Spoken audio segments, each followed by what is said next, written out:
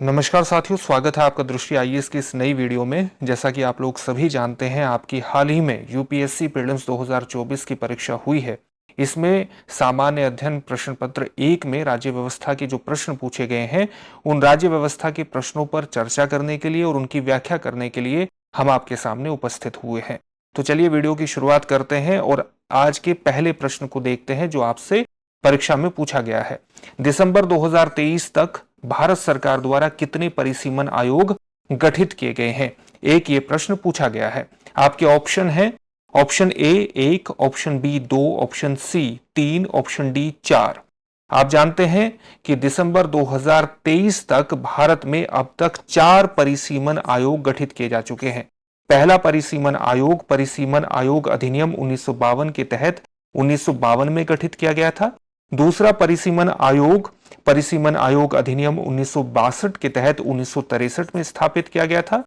तीसरा परिसीमन आयोग अधिनियम 1972 के तहत 1973 में स्थापित किया गया था। और साथ ही चौथा परिसीमन आयोग अधिनियम 2002 के तहत वर्ष 2002 में स्थापित किया गया था। तो इस प्रकार से दिसंबर 2023 तक अब तक 4 परिसीमन आयोग गठित किए जा चुके हैं। परिसीमन का तात्पर्य क्या होता है? परिसीमन का सामान्य अर्थ होता है जनसंख्या में होने वाले परिवर्तनों के संदर्भ में किसी देश के क्षेत्रीय निर्वाचन क्षेत्रों की सीमाओं का निर्धारण करना। संविधान का जो अनुच्छेद 82 है, उसके प्रावधानों के तहत प्रत्येक जनगणना के बाद संसद द्वारा परिसीमन अधिनियम बनाया जाता है। भारत में परिसीमन आयोग एक उच्च शक्ति प्राप्त निकाय है जिसके आदेशों को विधिक शक्ति प्राप्त है तथा किसी भी न्यायालय के समक्ष इन आदेशों को प्रश्नगत नहीं किया जा सकता। ये सामान्य तथ्य परिसीमन आयोग से संबंधित है। अगले प्रश्न को देखते हैं जो परीक्षा में आपसे पूछा गया है। कौन सा प्रश्न आपसे पूछा गया है? आपसे प्रश्न पूछा गया है, संविधान 71वें संशोधन अधिनियम 1992 के द्वारा निम्नलिखित में से किस भाषा को शामिल करने के लिए संविधान की 8वीं अनुसूची में संशोधन किया गया है? 1 कोंकणी, 2 मणिपुरी, 3 नेपाली, 4 मैथिली। नीचे दिए गए कूट का प्रयोग कर सही उत्तर चुनिए। ऑप्शन ए 1, 2 और 3, ऑप्शन बी 1, 2 और 4, ऑप्शन सी 1, 3 और 4, ऑप्शन डी 2, 3 और 4। इसका सही क्या उत्तर होगा, इसकी भी थोड़ी व्याख्या जानने का प्रयास करते हैं। भारत में संविधान की 8वीं अनुसूची में जब संविधान निर्मित हुआ 14 भाषाओं का उल्लेख किया गया था। उसके बाद 1967 में एक नई भाषा इसके अंतर्गत जोड़ी गई, सिंधी भाषा के रूप में। उसके बाद 71वें संविधान संशोधन जो कि 1992 में हुआ था, उसके द्वारा कोंकणी, मणिपुरी और नेपाली भाषा को इसके अंतर्गत जोड़ा गया और 8वीं अनुसूची में भाषाओं की कुल संख्या बढ़कर के हो गई 18। इसके बाद वर्ष 2003 में बोडो, डोगरी, मैथिली और संथाली को 92 संविधान संशोधन अधिनियम के द्वारा 2004 में जोड़ा गया और इस प्रकार से अनुसूची 8 में भाषाओं की कुल संख्या हो गई 22। तो इस प्रकार से आप देख सकते हैं कि कोंकणी, मणिपुरी और नेपाली को 71वें संशोधन अधिनियम द्वारा 1992 में जोड़ा गया था। तो इसका उत्तर ए सही हो जाएगा। इसमें ए सही विकल्प है। एक और प्रश्न जो आपसे पूछा गया है वो है, निम्नलिखित युग्मों पर विचार कीजिए। यहां पर दल दिए गए हैं और उसके नेताओं की बात की गई है। तो भारतीय जनसंघ के सामने लिखा है doctor Shyama Prasad Mukherjee, socialist party के सामने लिखा है सी राजगोपालाचारी, कांग्रेस फॉर डेमोक्रेसी के सामने लिखा है जगजीवन राम और स्वतंत्र पार्टी के सामने लिखा है आचार्य नरेंद्र देव। उपरोक्त में से कितने सही सुमेलित हैं? आपके ऑप्शन है ऑप्शन ए केवल 1, ऑप्शन बी केवल 2, ऑप्शन सी केवल 3 और ऑप्शन डी सभी 4। अगर हम इसकी व्याख्या की बात करें तो आप जानते हैं कि भारतीय जनसंघ की स्थापना 1951 में हुई थी और इसके संस्थापक सदस्यों में डॉक्टर श्यामा प्रसाद मुखर्जी शामिल थे। तो इस प्रकार युग्म 1 सही सुमेलित है। इसी प्रकार से जो सोशलिस्ट पार्टी का गठन हुआ था वो 1934 में हुआ था और जयप्रकाश नारायण, राम मनोहर लोहिया और आचार्य नरेंद्र देव सोशलिस्ट पार्टी के नेता थे। तो यहां पर ये गलत सुमेलन हो जाएगा। इसी प्रकार से कांग्रेस फॉर डेमोक्रेसी एक भारतीय राजनीतिक पार्टी थी जिसकी स्थापना 1977 में जगजीवन राम ने की थी। तो इस प्रकार से ये सही सुमेलित है। और स्वतंत्र पार्टी की जो स्थापना थी वो 1959 से 1974 तक अस्तित्व में रही थी और इसकी स्थापना श्री राजगोपालाचारी के द्वारा की गई थी। तो इस प्रकार ये सही सुमेलित नहीं है, तो आपका जो उत्तर होगा वो होगा केवल 2। यानी कितने सही सुमेलित हैं, तो 1 और 3 सही सुमेलित हैं, तो केवल 2 कथन सही सुमेलित हैं। अगले प्रश्न को देखते हैं। आज का अगला प्रश्न आपका है, भारत के संविधान के संदर्भ में निम्नलिखित कथनों में से कौन से सही हैं? आपसे सही कथन पूछे गए हैं। पहला कथन है, नगर पालिकाओं की शक्तियां संविधान के भाग 9 क में दी गई हैं। दूसरा कथन है, आपात उपबंध संविधान के भाग 18 में दिए गए हैं। और तीसरा कथन है, संविधान के संशोधन से संबंधित उपबंध संविधान के भाग 20 में दिए गए हैं। नीचे दिए गए कूट का प्रयोग कर सही उत्तर चुनिए। आपके ऑप्शन है, ऑप्शन ए केवल 1 और 2, ऑप्शन बी केवल 2 और 3, ऑप्शन सी केवल 1 और 3, ऑप्शन डी 1, 2 और 3। आप जानते हैं कि संविधान के भाग 9 क को संविधान के 74वें संशोधन अधिनियम 1992 द्वारा सम्मिलित किया गया था। इसमें नगरीय स्तर पर स्थानीय स्वशासन अथवा नगर पालिकाओं संबंधी प्रावधान किए गए थे और इस प्रकार से कथन 1 इसमें सही हो जाएगा। संविधान के भाग 18 में राष्ट्रीय, राज्य और वित्तीय आपात स्थितियों सहित आपात उपबंधों के लिए प्रावधान है और इस प्रकार से ये कथन भी सही है। उसी तरह से संविधान के भाग 20 में अनुच्छेद 368 संविधान और उसके उपबंधों में संशोधन करने की संसद की शक्ति से संबंधित है। इसमें कहा गया है कि संसद इस उद्देश्य के लिए निर्धारित प्रक्रिया के अनुसार किसी भी प्रावधान को जोड़ने, बदलने या निरस्त करने के माध्यम से संविधान में संशोधन कर सकती है और इस प्रकार से ये कथन भी सही हो जाएगा, यानी विकल्प डी इसमें सही उत्तर होगा।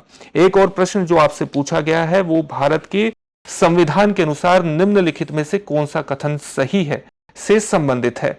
कौन से कथन आपको दिए गए हैं? इसमें पहला कथन दिया है, अंतर्राज्यीय व्यापार और वाणिज्य राज्य सूची के अधीन एक राज्य विषय है। दूसरा कथन है, अंतर्राज्यीय प्रवासन राज्य सूची के अधीन एक राज्य विषय है। तीसरा कथन है, अंतर्राज्यीय संगरोध यानी क्वारंटाइन संघ सूची के अधीन एक संघ विषय है।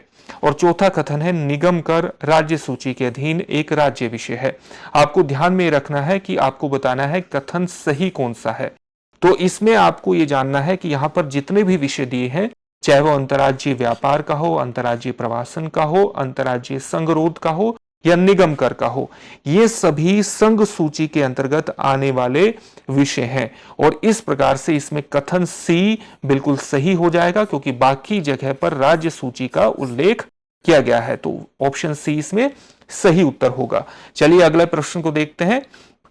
आज का अपना अगला प्रश्न है, भारत के उच्चतम न्यायालय ने निजता के अधिकार को भारत के संविधान के निम्नलिखित में से किस अनुच्छेद के अंतर्गत रखा है? आपके जो ऑप्शन है ए ऑप्शन अनुच्छेद 15, बी ऑप्शन अनुच्छेद 16, सी ऑप्शन अनुच्छेद 19, डी ऑप्शन अनुच्छेद 21। तो आप जानते हैं कि सर्वोच्च न्यायालय ने वर्ष 2017 में के.एस. पुट्टू स्वामी बनाम भारत संघ के ऐतिहासिक निर्णय में गोपनीयता और इसके महत्व का वर्णन करते हुए यह उल्लेख किया था कि निजता का अधिकार मौलिक एवं अविभाज्य है तथा यह व्यक्ति से जुड़ा हुआ है, जिसमें उस व्यक्ति एवं उसके द्वारा चुने गए विकल्पों के संदर्भ में जानकारी शामिल है। अनुच्छेद 21 के अंतर्गत जीवन एवं व्यक्तिगत स्वतंत्रता के अधिकार के आंतरिक भाग के रूप में निजता के अधिकार को संरक्षित इस निर्णय के द्वारा, सुप्रीम कोर्ट के निर्णय के द्वारा किया गया था। तो इसमें ऑप्शन डी बिल्कुल सही उत्तर हो जाएगा। एक और जो प्रश्न आपसे परीक्षा में पूछा गया है वो है, सैन्य कार्य विभाग के प्रमुख के रूप में chief of defence staff CDS के कर्तव्य कौन से हैं? आपके कर्तव्यों से संबंधित जो कथन दिए गए हैं वो दिया गया है। पहला है, चीफ ऑफ स्टाफ कमेटी के स्थायी अध्यक्ष, तीनों सेवा प्रधानों सर्विस चीफ पर सैन्य कमान का प्रयोग करना, सभी 3 सेवाओं ट्राइस सर्विस के विषयों पर रक्षा मंत्री के प्रधान सैन्य सलाहकार। तो ये 3 कर्तव्य दिए गए हैं चीफ ऑफ डिफेंस स्टाफ के। नीचे दिए गए कूट का प्रयोग कर सही उत्तर चुनिए। आपके ऑप्शन है, ऑप्शन ए 1, 2 और 3, ऑप्शन बी केवल 1 और 2, ऑप्शन सी केवल 2 और 3, ऑप्शन डी केवल 1 और 3। इसकी जो सही व्याख्या है, व्याख्या इस प्रकार से है कि आपसे पूछा गया है जो प्रश्न वो सैन्य कार्य विभाग से संबंधित पूछा गया है, तो सबसे पहले हमें यह भी देखना पड़ेगा कि चीफ ऑफ डिफेंस स्टाफ की सिफारिश कब की गई थी। कारगिल युद्ध के बाद एक कारगिल समीक्षा समिति बनाई गई थी और कारगिल समीक्षा समिति की सिफारिशों के आधार पर एकीकृत सेवा आगतों के माध्यम से राजनीतिक नेतृत्व को दिए जाने वाले सैन्य परामर्श में उन्नतीकरण यानी एडवांसमेंट हेतु चीफ ऑफ डिफेंस स्टाफ के पद का सृजन किया गया था। तो चीफ ऑफ डिफेंस स्टाफ के पद के सृजन की सिफारिश कारगिल समीक्षा समिति के द्वारा की गई थी। चीफ ऑफ डिफेंस स्टाफ के कर्तव्यों और उत्तरदायित्वों में क्या शामिल है? एक शामिल है चीफ ऑफ स्टाफ कमेटी के स्थायी अध्यक्ष के रूप में काम करना। तो ये कर्तव्य बिल्कुल सही है। इसके बाद जो कथन आता है वो ये आता है कि सीडीएस तीनों सेवा प्रधानों पर किसी सैन्य कमान का प्रयोग नहीं करेगा, लेकिन वह संयुक्त अभियानों में इनके बीच समन्वय सुनिश्चित करेगा। तो इस प्रकार से कथन 2 यहां पर गलत हो जाता है। तीसरा कथन जो था वो है तीनों सेवाओं ट्राई सर्विस के मामलों पर माननीय रक्षा मंत्री के प्रधान सैन्य सलाहकार के रूप में कार्य करना, यह भी एक कर्तव्य है। तो इस प्रकार से कथन 1 और 3 जो कर्तव्य है वो बिल्कुल सही हो जाएगा और इसका जो उत्तर होगा विकल्प डी सही उत्तर हो जाएगा। एक और प्रश्न जो आपसे पूछा गया है परीक्षा में वो है लोकसभा में आचार समिति के संदर्भ में निम्नलिखित कथनों में से कौन से सही है? पहला कथन है प्रारंभ में यह एक तदर्थ समिति थी। दूसरा है केवल कोई लोकसभा का सदस्य ही किसी लोकसभा सदस्य के अनैतिक आचरण से संबंधित शिकायत कर सकता है। तीसरा कथन है यह समिति किसी ऐसे मामले पर विचार नहीं कर सकती जो न्यायाधीन है। नीचे दिए गए कूट का प्रयोग कर उत्तर चुनिए। आपके जो कूट दिए गए हैं वो इस प्रकार से हैं। ऑप्शन ए केवल 1 और 2, ऑप्शन बी केवल 2 और 3, ऑप्शन सी केवल 1 और 3 और ऑप्शन डी 1, 2 और 3। चलिए इसकी व्याख्या देखने का प्रयास करते हैं। लोकसभा की आचार समिति का जो अस्तित्व है वो अस्तित्व वर्ष है 2000, जब दिवंगत अध्यक्ष GMC बालयोगी ने एक तदर्थ समिति का गठन किया था। वर्ष 2015 में इसे एक स्थायी समिति के रूप में औपचारिक स्वरूप प्रदान कर दिया गया और इस प्रकार से कथन 1 सही हो जाता है। कोई भी व्यक्ति किसी अन्य लोकसभा सांसद के माध्यम से किसी सदस्य के खिलाफ साक्ष्यों और एक हलफनामे जिसमें यह कहा गया हो कि शिकायत झूठी, तुच्छ या परेशान करने वाली नहीं है के साथ कदाचार की शिकायत कर सकता है। एक लोकसभा सदस्य भी किसी अन्य सदस्य के खिलाफ केवल साक्ष्यों के आधार पर शिकायत कर सकता है। ऐसे में हलफनामे की आवश्यकता नहीं होगी और इस प्रकार से कथन 2 इस प्रकार से आप देख सकते हैं सही नहीं होगा। राज्यसभा की अपनी अलग आचार समिति होती है। समिति का कार्य अध्यक्ष द्वारा सदस्यों के अनैतिक आचरण से संबंधित शिकायतों की जांच करना तथा उपयुक्त सिफारिशें करना होता है। हालांकि समिति केवल मीडिया रिपोर्ट्स या वर्तमान में न्यायिक समीक्षा के अधीन मामलों पर आधारित शिकायतों पर विचार नहीं कर सकती है और इस प्रकार से कथन 3 भी सही हो जाता है। तो इसमें आपका जो ऑप्शन होगा जो हो जाएगा, इसमें केवल अगर 2 कथन सही नहीं है तो 1 और 3 इसमें सही ऑप्शन हो जाएगा आपका सी। ऑप्शन सी आपका सही हो जाएगा। अगला प्रश्न देखते हैं। अगला प्रश्न क्या है? डॉक्टर राजेंद्र प्रसाद के कार्यकाल के कार्यभार संभालने से पहले संविधान सभा के अस्थायी सभापति कौन थे? आपको बताना है कि डॉक्टर राजेंद्र प्रसाद के कार्यभार संभालने से पहले संविधान सभा के अस्थायी सभापति कौन बने थे।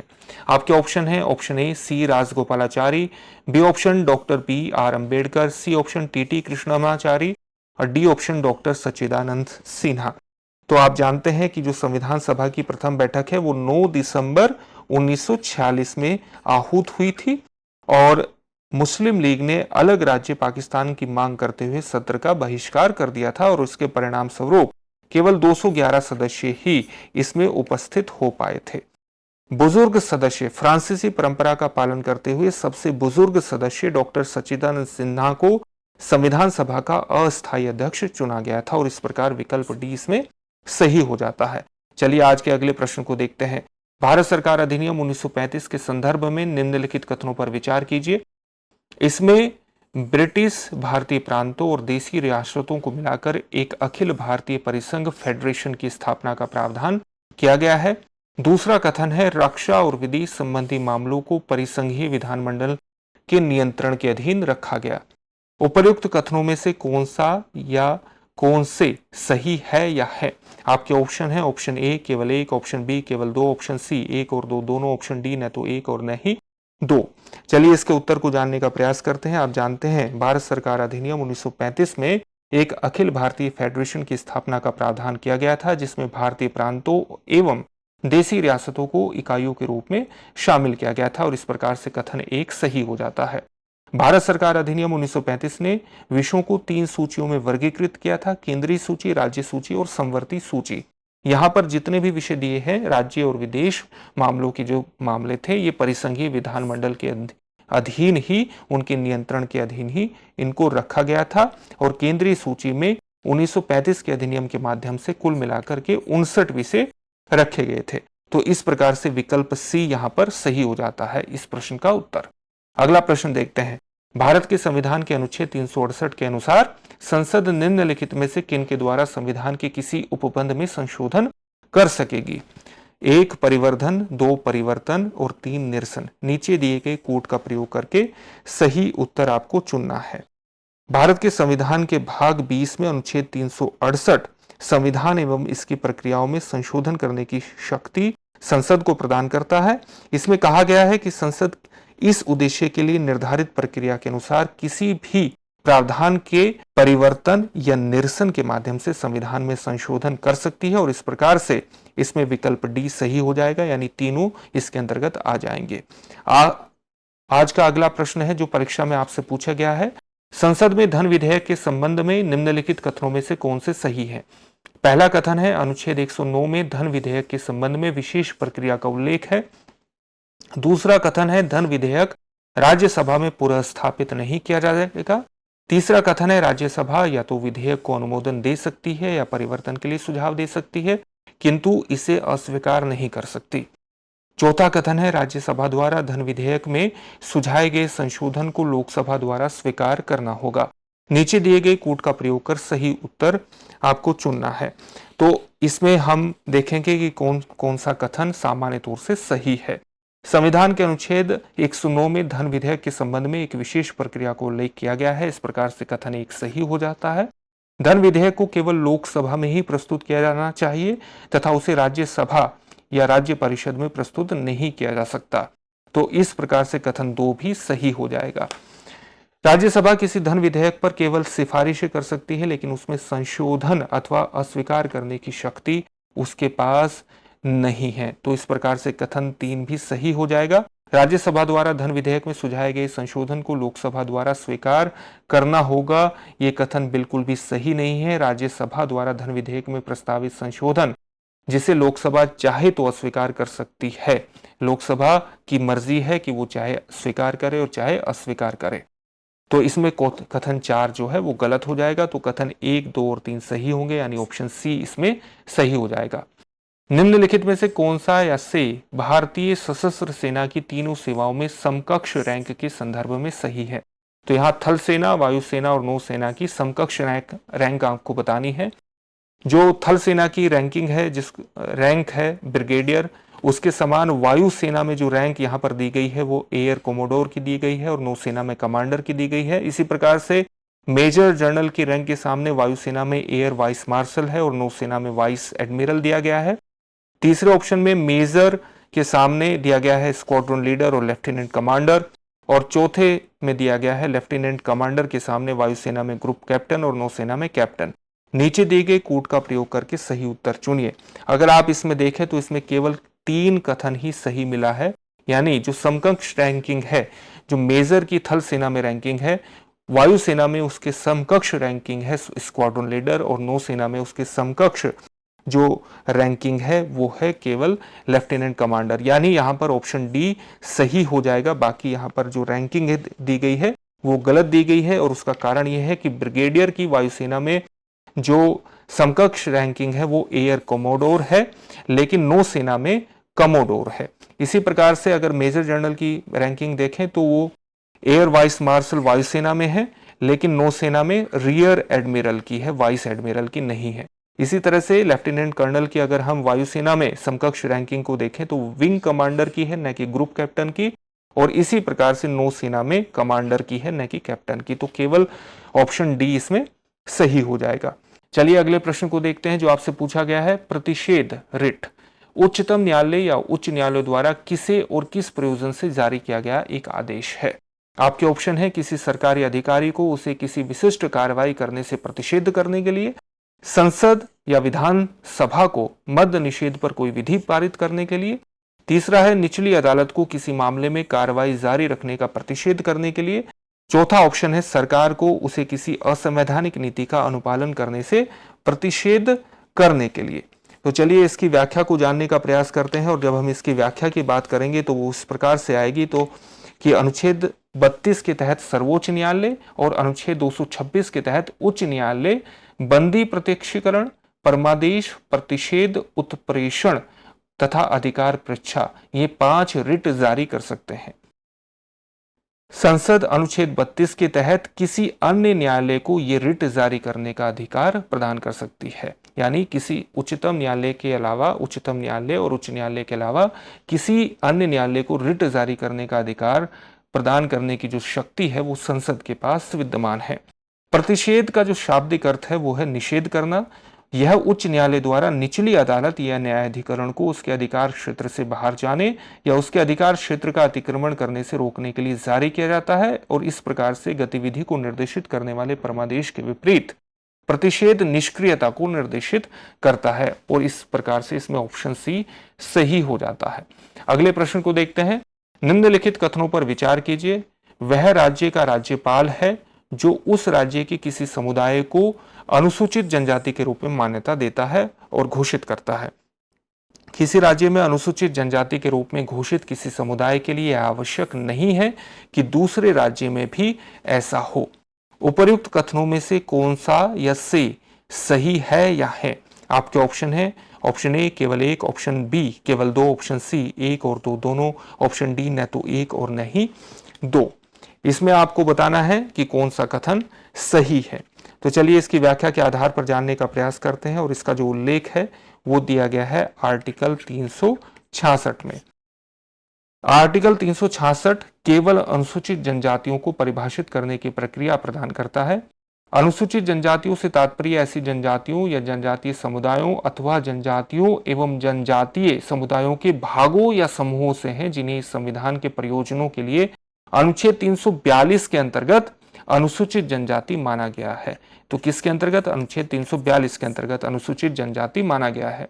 अनुच्छेद 342(1) किसी भी राज्य संघ राज्य क्षेत्र के संबंध में राष्ट्रपति राज्य के मामले में राज्यपाल के परामर्श के बाद उस राज्य या संघ राज्य क्षेत्र में जनजातियों अथवा आदिवासी समुदायों या जनजातियों के भाग या भाग समूहों या आदिवासी समुदायों को अनुसूचित जनजाति के रूप में निर्दिष्ट कर सकते हैं, और इस प्रकार से कथन एक सही नहीं होता है।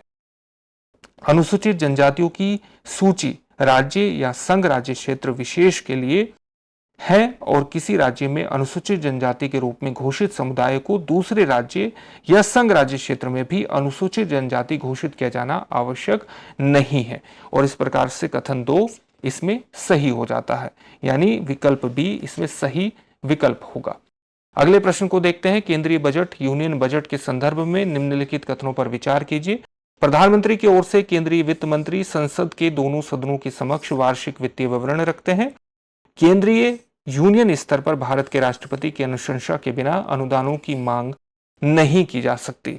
उपर्युक्त कथनों में से कौन सा या से सही है या सही है? आप जानते हैं कि जो केंद्रीय वित्त मंत्री संसद के दोनों सदनों के समक्ष वार्षिक वित्तीय विवरण रखते हैं, ये किसकी ओर से रखते हैं? ये राष्ट्रपति की ओर से रखे जाते हैं। तो यहां पर आपको 4 ऑप्शन दिए हैं। एक ऑप्शन है केवल एक, ऑप्शन बी केवल 2, ऑप्शन सी 1 और 2 दोनों, ऑप्शन डी न तो 1 और न ही 2। तो पहला कथन क्या हो जाएगा? पहला कथन हो जाएगा गलत। दूसरा कथन क्या दिया है आपको? केंद्रीय यूनियन स्तर पर भारत के राष्ट्रपति की अनुशंसा के बने अनुदानों की मांग नहीं की जा सकती। तो ये इसका उल्लेख आर्टिकल 113 में स्पष्ट रूप से किया गया है। तो इस प्रकार से ये कथन सही है, तो केवल 2 इसमें सही उत्तर हो जाएगा, ऑप्शन बी। अगला प्रश्न देखते हैं। लोकसभा के अध्यक्ष के संदर्भ में निम्नलिखित कथनों पर विचार कीजिए। जब लोकसभा के अध्यक्ष को हटाने का कोई संकल्प विचाराधीन है तब 1 वह पीठासीन नहीं होगा या होगी, उसे बोलने का अधिकार नहीं होगा, 2 में दिया है। 3 है वह संकल्प पर प्रथमतः मत देने का हकदार नहीं होगा या मत देने की हकदार नहीं होगी। उपयुक्त कथनों में से कौन सा या कौन से सही है या है? ऑप्शन ए है केवल 1, ऑप्शन बी केवल 1 और 2, ऑप्शन सी केवल 2 और 3, ऑप्शन डी 1, 2 और 3। तो इसका जो सही उत्तर होगा वो इस प्रकार से होगा कि हमारे जो संविधान का अनुच्छेद 96 है, अनुच्छेद 96 लोकसभा की किसी भी बैठक में जब अध्यक्ष को उसके पद से हटाने का संकल्प विचाराधीन होता है तो वह पीठासीन नहीं रहेगा, और इसका उल्लेख अनुच्छेद 96 के अंतर्गत दिया गया है। तो इस प्रकार से इसमें विकल्प 1 क्या है? सही होगा। इसी प्रकार से आर्टिकल 96(2) में दिया गया है कि जब लोकसभा के अध्यक्ष को हटाने का कोई संकल्प विचाराधीन है तब उसे लोकसभा में बोलने एवं अन्यथा उसकी कार्रवाई में भाग लेने का अधिकार होगा। अनुच्छेद 100 में किसी प्रावधान के बावजूद वह ऐसे संकल्प पर या ऐसी कार्रवाई के दौरान या किसी अन्य मामले पर केवल प्रथमतः मत देने का ही हकदार होगा, लेकिन मतों की समानता के मामले में वह मत देने का या मत देने की हकदार नहीं होगा या नहीं होगी। और इस प्रकार से कथन 2 और 3 इसमें गलत हो जाते हैं। तो विकल्प 1 सही होगा, विकल्प ए बिल्कुल सही होगा। आज के अगले प्रश्न को देखते हैं। भारतीय संसद के संदर्भ में निम्नलिखित कथनों पर विचार कीजिए। लोकसभा में लंबित कोई विधेयक उसके विघटन हो जाने पर व्यापगत हो जाता है। लोकसभा द्वारा पारित और राज्यसभा में लंबित कोई विधेयक लोकसभा के विघटन हो जाने पर व्यापगत हो जाता है। तीसरा है कोई विधेयक जिसके संबंध में भारत के राष्ट्रपति ने सदनों की संयुक्त बैठक आहूत करने के अपने आशय की सूचना दे दी है, लोकसभा का विघटन हो जाने पर व्यापगत हो जाता है। उपर्युक्त कथनों में से कौन सा या कौन से सही है या है? आपके ऑप्शन है ऑप्शन ए केवल 1, ऑप्शन बी है 1 और 2, ऑप्शन सी है 2 और 3, ऑप्शन डी है केवल 3। तो चलिए इसकी भी व्याख्या के आधार पर इसको जानने का प्रयास करते हैं। और इसमें यहां पर 2-3 चीजें स्पष्ट हैं कि अनुच्छेद 107 के अनुसार कोई विधेयक जब जो लोकसभा में प्रस्तुत होकर लंबित रह जाता है वह लोकसभा के विघटन के साथ ही व्यापगत माना जाता है, और इस प्रकार से कथन 1 यहां पर सही हो जाता है। इस प्रकार से अनुच्छेद 107(5) के अनुसार कोई विधेयक जो लोकसभा में प्रस्तुत होकर पारित हो जाता है लेकिन राज्यसभा में लंबित रहता है और अगर लोकसभा विघटित हो जाए तब वो भी व्यापगत माना जाता है, और इस प्रकार से कथन 2 भी यहाँ पर सही हो जाता है।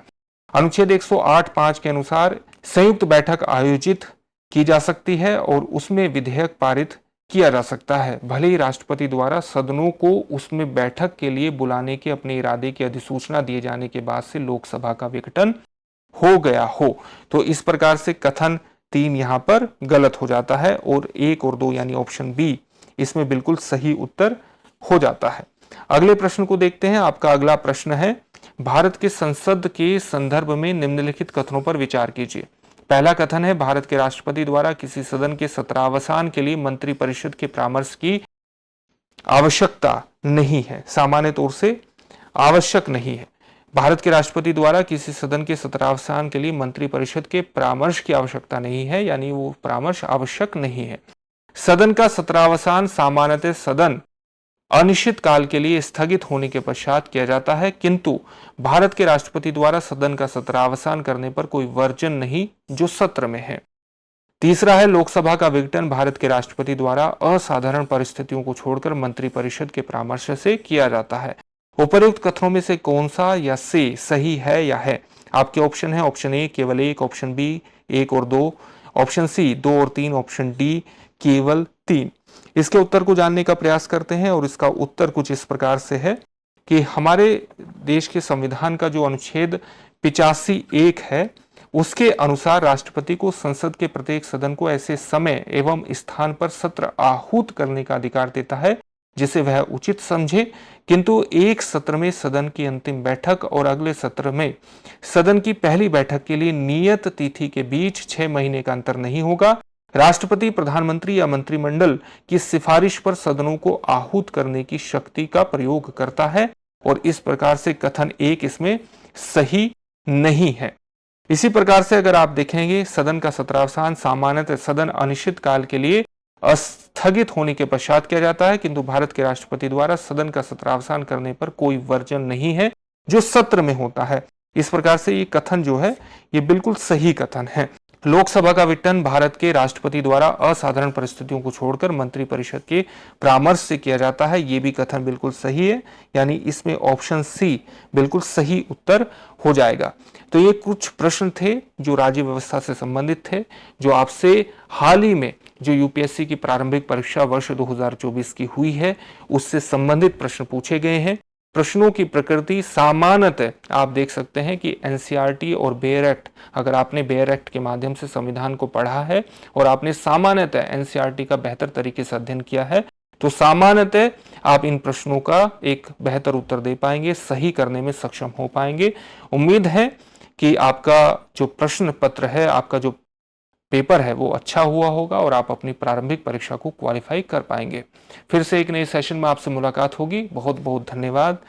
Thank you.